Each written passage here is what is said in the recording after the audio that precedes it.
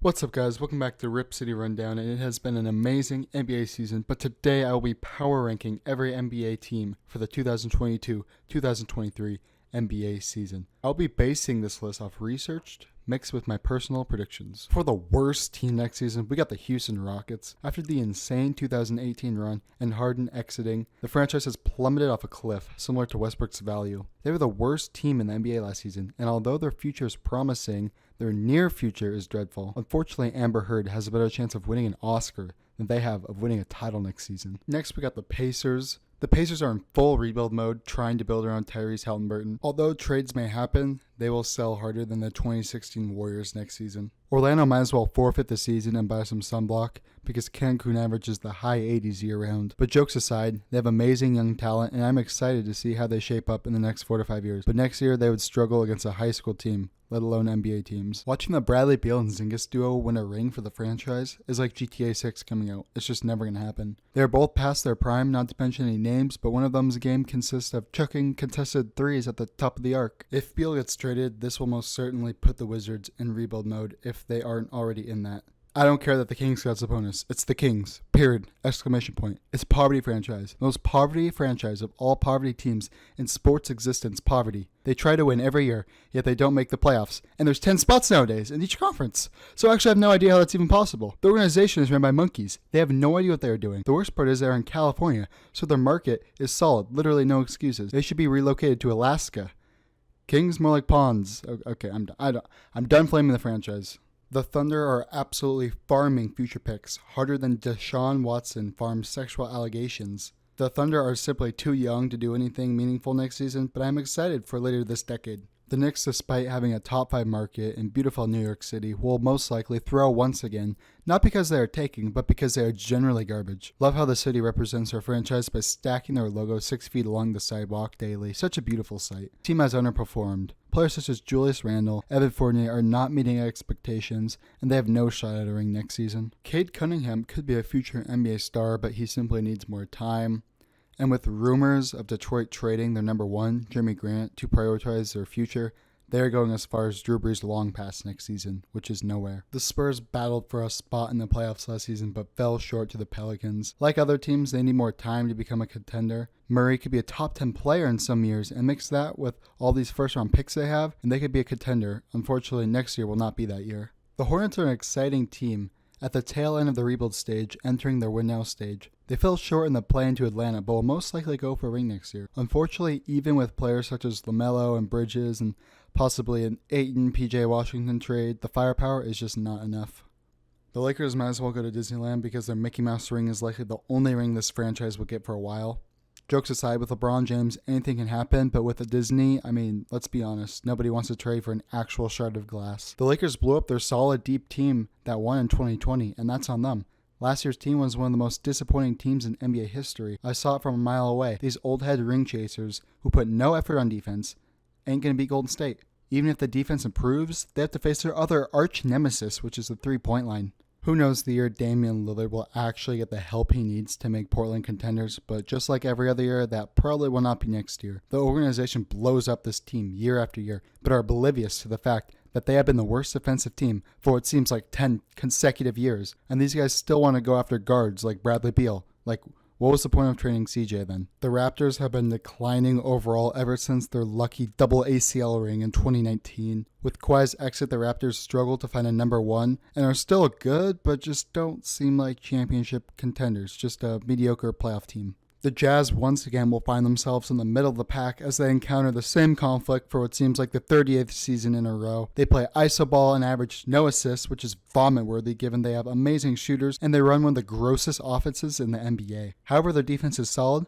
and I believe they are a couple big moves away from being title contenders. Now we go to the Pelicans. I think this is the first team in what we can call a new category, which is the could actually win a ring category. The Pelicans were in the crap for years and had an impressive year, making the playoffs and giving the Suns a run for the money without Zion. With Zion returning and the win now move of acquiring the smoothest guard himself through Jay McCollum, the Pelicans are looking scary next year. And I haven't even mentioned Brandon Ingram yet. The Cavs are another team who have a chance to win it all next year. This team has one of the sexiest starting fives and proved many haters wrong last year. I think this team just needs more experience, and after a rough 4 years, Cleveland may be in the mix of big-time threats this season. The Hawks have their star and are trying to build that so-called perfect team around Trae Young. They made a crazy run in 2021, making it to the Eastern Conference Finals, and although they had an underwhelming season this season, they're going to be a force next season. The Suns are in an awkward situation after making it to the finals, then losing the following year in the most pathetic Game 7 of all time to the Mavs. Many think the Suns are deep, but they single-handedly lost to Luka, not discrediting Brunson's insane Game 2 without Luka.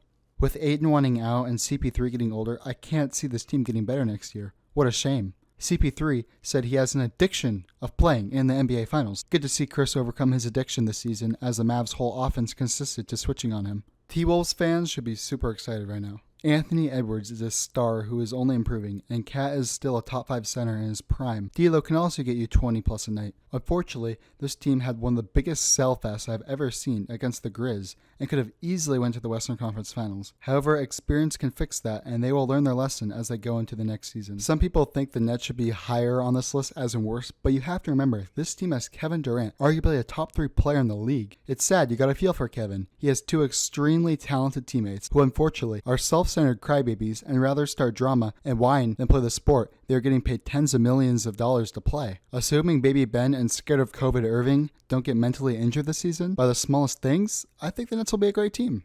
Although they were talented, nothing went the Bulls' way this year, and we are unsure at the moment if Zach LaVine will stay in Chicago. However, if the offseason goes smoothly, they will have a dangerous-looking squad the following season. With the situation they are in, with picks and stuff, there is no doubt they will have a win-now mentality and will be chasing that ring next season. Luka is one of the best players in the league, and it's sad to watch him carry and get no help. Hopefully the Mavs organization will actually do something this offseason, because without Luka, I think the Shanghai Sharks could force a Game 6 on this squad. Kwai Leonard is one of the best players in the NBA, and it'll be interesting to see how he plays after such a big injury and not playing basketball for over a year. The Kwai PG duo is scary, but as a Clipper fan, you wish this team had more depth. We saw what the Clippers were without Kwai, which was solid, so you can only imagine how scary this team will be with Kwai. The Sixers are running out of time for their so-called process to work out, but here's to another year. Embiid is at his peak, and obviously Tyrese Maxey is on the rise, which is exciting news for a Sixers fan. Fortunately, tensions are a bit high after years of failing and Harden not playing like his Houston self. Obviously, they lost the trade with the Nets, but they're still a super talented team and could make a run for the title. The Grizzlies are tough. They forced Golden State to a Game 6 in the Western Conference Finals despite Ja getting hurt. Heck, they blew the Warriors up by 50 one of those games. Surprisingly, they don't even have big names to their team other than Ja. As a young team, they just need more experience, and that's what they got after their loss in the postseason. It'll be interesting to see what happens this offseason, because mix this team's chemistry with another top 20 player, you could argue they're favorites in the West. Nikola Jokic just won back-to-back MVPs, but has absolutely no help as we saw him ball out all alone against a team with 5 borderline all-stars. However, I won't blame their organization too much as Jokic has MPJ and Jamal Murray to assist him. Unfortunately, those two were injured this postseason, which sucks for Denver, because they could have been contenders if they were healthy. However, this year, assuming they avoid big injuries, I think this team is the second best in the West. The Heat are one of the scariest teams in the NBA, losing in the Eastern Conference Finals to a very talented Boston team in Game 7. Unfortunately, Jimmy and Lowry are getting up there in age and will be chewing on that salary, but young players such as Tyler Hero and Bam will most likely improve next season, making this team better. With small luck and smart offseason moves, this Heat could easily win the 2023 NBA Finals.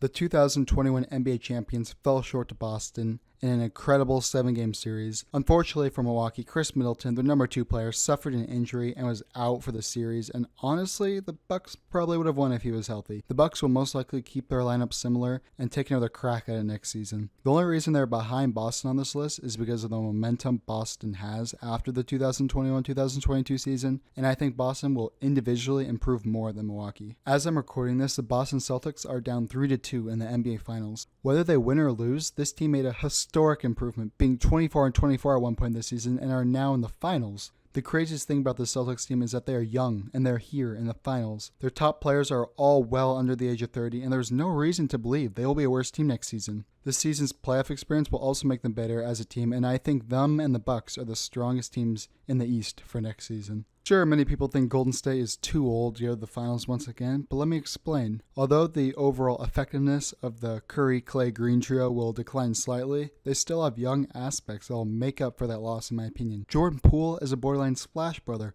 and Wiggins and Payton will most likely improve as well. With that being said, I think that makes Golden State the strongest team for next year. Also, I'm recording this on June 14th, but if Boston wins the finals, then I'd probably switch the two, but yeah, whatever. I think these two are the strongest teams, Boston and Golden State. That's going to do it for this video, guys. Make sure to comment on things you think I'm right or wrong on, because this was a hard list to make. Also, make sure to like and subscribe, and I will see you guys in the next one.